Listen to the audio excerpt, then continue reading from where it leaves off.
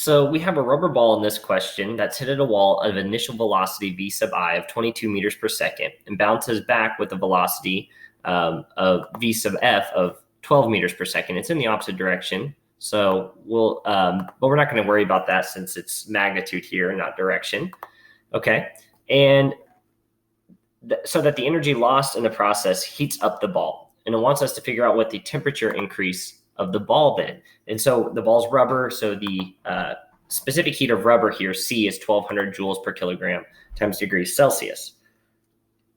So in this question, assume that the loss of the kinetic energy is all turned into heat, which changes the temperature of the ball. So Q then is equal to 1/2. The kinetic energy lost here is 1/2 the mass. Since the mass is the same in both cases, it's the same ball. We have the initial velocity squared minus the final velocity squared. Okay. And this is equal to, it's all converted to heat, so it's going to be M times C times the change in temperature, delta T. Well, we're trying to find delta T.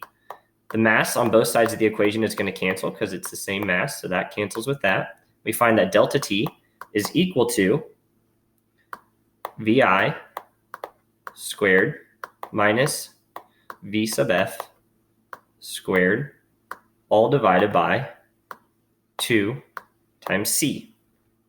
Plugging in those values into this expression, we find that this is equal to 0.14, and then units here are degrees Celsius.